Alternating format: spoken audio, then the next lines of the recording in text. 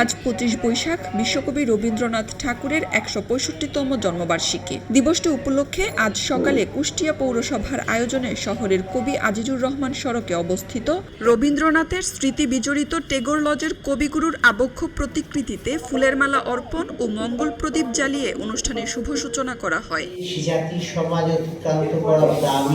এরপর টেগোর লজ প্রাঙ্গণে আলোচনা সভা ও জাতীয় রবীন্দ্রসঙ্গীত সম্মেলন পরিষদ কুষ্টিয়া জেলা শাখার শিল্পবৃন্দের পরিবেশনায় সাংস্কৃতিক অনুষ্ঠান পরিবেশন করা হয়। ছোটবেলা থেকেই আমরা জাতীয় রবীন্দ্রসঙ্গীত সম্মেলন পরিষদের টেগোর লজে অনুষ্ঠানটা করে আসছি।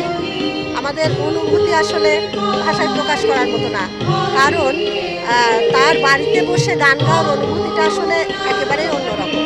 আমরা গর্বিত যে আমরা কুষ্টিয়াবাসীরা টেগোর লজ এবং শিলাইদহের মতো একটা বড় প্ল্যাটফর্ম আমরা পেয়েছি এবং আমরা প্রতি বছর রবীন্দ্র জয়ন্তী খুব উৎসবমুখর পরিবেশে পালন করছি।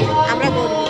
শুধুমাত্র কুষ্টিয়াতেই, সারা বিশ্বের বাংলা ভাষীদের মধ্যে কুষ্টিয়াতেই এই প্রভাতী অনুষ্ঠানটি হচ্ছে। এটি বিশ্বের আর কোথাওই হচ্ছে না। আমরা যে অনুষ্ঠানটি করছি এটি আমাদের সবচেয়ে বড় প্রাপ্তি, বড় অংশীজন। আমরা সেই উত্তরাধিকারের অংশীজন, ধারক বাহক, যে রবীন্দ্রনাথ শিলাইদহে এসেছিলেন বলেই আমরা তার অনেকটাই উত্তরসূরি হতে পেরেছি, তার ধারাবাহিকতা রক্ষা করতে পেরেছি।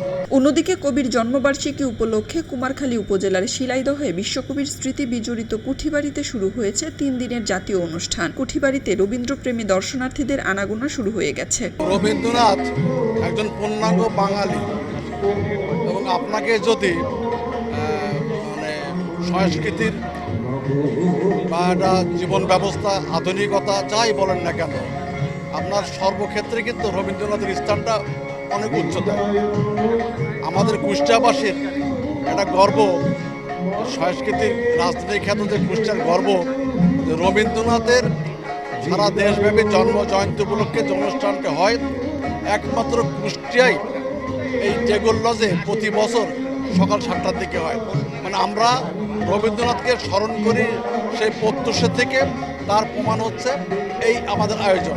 জমিদারি দেখাশোনার জন্য ১৯৯১ সালে প্রথম এই কুঠিবাড়িতে আসেন রবীন্দ্রনাথ ঠাকুর। নিরিবিলি পরিবেশ, জমিদারি আর ব্যবসার কারণে বারবার কুষ্টিয়ার এই কুঠিবাড়িতে ফিরে আসেন তিনি। নিভৃত বাংলার প্রত্যন্ত অঞ্চল কুষ্টিয়ার শিলাইদহে কবির জীবনীর বেশ কিছু মূল্যবান সময় কেটেছে। এখানে বসে রচিত গীতাঞ্জলি কাব্যই রবীন্দ্রনাথকে এনে দিয়েছে নোবেল পুরস্কার আর বিশ্বকবির মর্যাদা।